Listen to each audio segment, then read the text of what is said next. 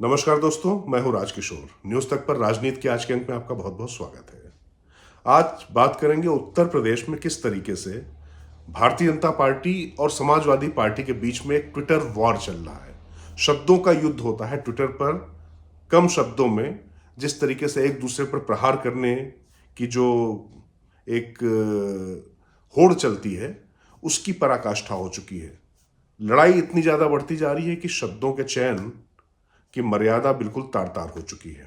उसमें भी दिलचस्प बात यह है कि खास तौर से समाजवादी पार्टी की तरफ से जो ये ट्विटर में समाजवादी पार्टी मीडिया सेल, ये ट्विटर हैंडल से जिस तरीके से शब्दों का इस्तेमाल किया जा रहा है, उसके बाद भारतीय जनता पार्टी की तरफ से भी कई प्रवक्ताओं की तरफ से ऐसे शब्दों का इस्तेमाल किया जा रहा है जिनको आप मान सकते हैं कि वो संसदीय नहीं है, अमर्यादित हैं। लेकिन समाजवादी पार्टी की तरफ से आखिर ऐसा क्यों किया जा रहा है, ये एक यक्ष प्रश्न है। लेकिन इससे भी बड़ा प्रश्न ये है कि भारतीय जनता पार्टी के कुछ प्रवक्ता, खासतौर से एक उनके उप मुख्यमंत्री केशव प्रसाद मौर्य और उनके जो पार्टी अध्यक्ष चौधरी जी हैं, उनके ऊपर हमला होता है। उसके बाद उनके एक प्रवक्ता हैं मनीष शुक्ला, दूसरे हैं राकेश त्रिपाठी, बीच में आलोक अवस्थी भी आ जाते हैं। ये लोगों ने पूरी तरीके से मोर्चा संभाल के रखा हुआ है समाजवादी पार्टी मीडिया सेल के ऑफिशियल ट्विटर हैंडल से, वेरीफाइड हैंडल से। इनके लिए जो कहा जा सकता है, जो नहीं कहा जा सकता है, सब कुछ कहा जा रहा है। बीजेपी के जो प्रवक्ता हैं वो मीडिया सेल से, मतलब मीडिया सेल पे पूरा पूरा ये आरोप लगा रहे हैं कि अखिलेश यादव की देखरेख में चल रहा है और इस तरीके की भाषा का इस्तेमाल उनकी तरफ से हो रहा है। वो भाषा की मर्यादा का प्रश्न बना रहे हैं, लेकिन जैसे ही वो अखिलेश यादव पर कोई प्रहार कर रहे हैं, मीडिया सेल की तरफ से, समाजवादी पार्टी मीडिया सेल की तरफ से जो ट्विटर हैंडल से जो ट्वीट किए जा रहे हैं, वो पूरी तरीके से इतने निम्न स्तर पर चले जाते हैं कि उसके बाद वो फिर दिखाते हैं कि ये भाषा का स्तर नहीं है, सब कुछ है। लेकिन इसमें दिलचस्प बात यह है कि जो भारतीय जनता पार्टी का मीडिया सेल और जो भारतीय जनता पार्टी का जो नेतृत्व है, वो इससे पूरी तरीके से जैसे अपने आप को अलग किए हुए, ये जैसे हो गया कुछ प्रवक्ता बनाम समाजवादी पार्टी की मीडिया सेल की लड़ाई हो गई। अच्छा, समाजवादी पार्टी की मीडिया सेल ने एक काम और किया है कि जो भी कोई खबर नवीस है, कोई पत्रकार है, वो भी अगर कुछ इस पर बात कर रहा है तो उसकी भी धज्जियां पूरी तरीके से वो उड़ा रहे हैं और उसके बारे में और उसके घर पर वहां तक पहुंचे जा रहे हैं। अब सवाल ये उठता है कि भारतीय जनता पार्टी, जिसके मुख्यमंत्री हैं वहां पर इस समय उत्तर प्रदेश में, योगी आदित्यनाथ के खिलाफ एक समाजवादी पार्टी के प्रवक्ता ने टीवी पर संसदीय टिप्पणी कर दी। उसके बाद उनके खिलाफ एफआईआर हो गई। अनुराग भदौरिया, वो जो प्रवक्ता है समाजवादी पार्टी के, भागे भागे फिर रहे हैं, उनको जमानत नहीं मिल पा रही, वो फरार चल रहे हैं।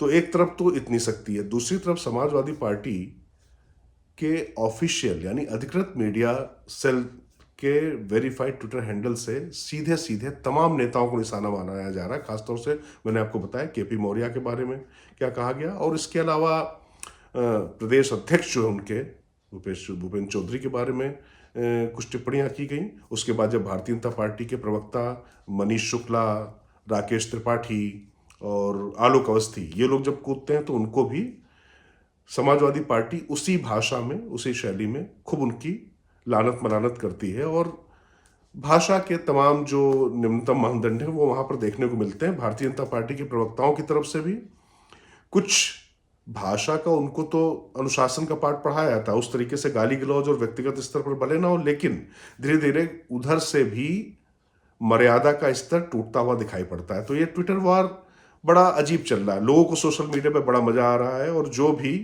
तमाम पत्रकारों ने भी उसमें कहा कि इस तरीके की भाषा ठीक नहीं होनी चाहिए। लेकिन निश्चित तौर पर अगर इस पर भाषा का स्तर अगर आप देखेंगे तो समाजवादी पार्टी का जो ट्विटर हैंडल है उससे ज़्यादा आक्रामक और ज़्यादा अमर्यादित शब्द का इस्तेमाल हो रहा है। आखिर ऐसा क्यों हो रहा है कि मुख्यमंत्री की तरफ तो एक प्रवक्ता, जब अच्छा मुख्यमंत्री को उन्होंने छोड़ कर रखा है, चूंकि मुख्यमंत्री के पास पुलिस है, शासन है, वो कानून तुरंत वहां पर अपना काम करने लगता है। भारतीय जनता पार्टी पार्टी है, उसके लोगों पर सीधे इस तरीके से प्रहार किया जा रहा है। ये रणनीति क्यों बनाई गई ये भी मैं आपको बता देता हूं। समाजवादी पार्टी की मीडिया सेल की तरफ से साफ साफ कहा गया कि समाजवादी पार्टी के जो अध्यक्ष हैं अखिलेश यादव, उनके बारे में तमाम कुछ शब्द, भले ही वो गाली गलौज ना हो, लेकिन वो कतई संसदीय तो नहीं थे। और जिस तरीके के निम्नतम आरोप लगाया गया, जैसे एक शब्द बहुत चलाया गया, टोटी चोर। और वो टोटी चोर एक मुख्यमंत्री को घर मिलता है कालिदास मार्ग पे, और वो जब छोड़ के जाते हैं तो वहां से बाथरूम से टोटियां गायब की फोटो छपवाई जाती हैं, खबर होती है, और ये कहा जाता है कि ये टोटियां अखिलेश यादव अपने साथ लेकर चले गए। भारतीय जनता पार्टी के तमाम नेता हंस हंस के इस तरीके के आरोप लगाते हैं। तो उस समय तो इतना ज़्यादा अखिलेश की तरफ से और उनकी पार्टी की तरफ से इसका प्रतिकार किया गया, लेकिन इसको बहुत ज़्यादा वो नहीं किया गया। लेकिन अभी जिसको देखो भारतीय जनता पार्टी में टोटी चोर और तमाम चीज़ें बहुत ज़्यादा चलने लगी और तमाम शब्दों का इस्तेमाल हुआ। इसके बाद समाजवादी पार्टी की तरफ से बिल्कुल एक रौद्र रूप शायद कर लिया गया। अब या ये कहें कि जब दोबारा हार हो गई तो उसके बाद ये हुआ कि एक एक भारतीय जनता पार्टी के नेता पर सीधे प्रहार किया जाए। और अब भाषा तो गई किनारे, राजनीतिक भाषा, राजनीतिक आरोप प्रत्यारोप लगते रहते, लेकिन अभी बहुत व्यक्तिगत स्तर पर, मतलब घर पर, आपके बिल्कुल घर तक, आपके घर के रिश्तों पर भी सीधे सीधे प्रहार किए जा रहे हैं। अब ये समाजवादी पार्टी के लोगों से जब मैंने बात करने की कोशिश की, भाई आखिर ये ऐसा क्यों हो रहा है, इस तरीके से तो राजनीति में नहीं होती, तो उनका कहा गया कि कोई भी, अगर आप देखेंगे तो भारतीय जनता पार्टी की तरफ से लगातार अखिलेश यादव के बारे में इस तरीके से दुष्प्रचार किया जाता है, उनके बारे में व्यक्तिगत इस तरीके से टिप्पणी की जाती है, तो उनको ये कहने का हक नहीं। अब उनके नेताओं की खबर उसी तरीके से ली जाएगी और वो बिल्कुल चुनौती देते हैं। अब देखिए, मैं कुछ चीज़ें आपको दिखाना भी चाहता हूँ किस किस तरीके के ट्वीट हुए हैं।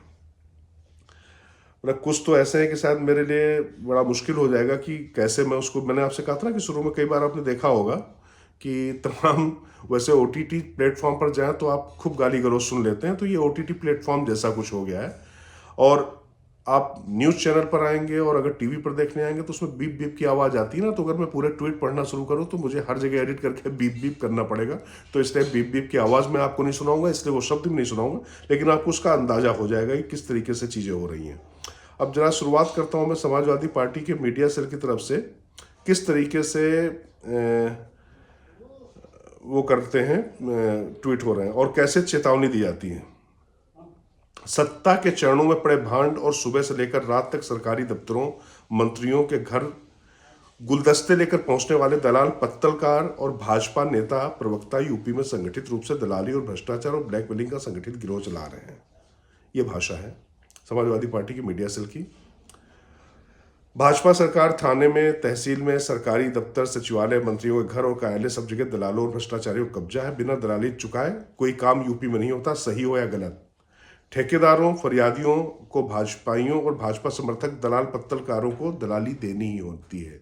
ये इस तरीके की चीज़ें चल रही। ये मैं जो आपको पढ़ के सुना पा रहा हूँ, जो सुना सकता हूँ वही सुना रहा हूँ, लेकिन ये अमर्यादित और असंसदीय, लेकिन जो सीधे गाली गलौज वाली वो तो मैं आपको बता भी नहीं पाऊंगा। अब जैसे एक डिप्टी सीएम केशव प्रसाद मौर्य ने सपा पे तंज कसा, जब कि बोले देखिए गुब्बारे में हवा ज़्यादा, जल्द हवा निकलेगी।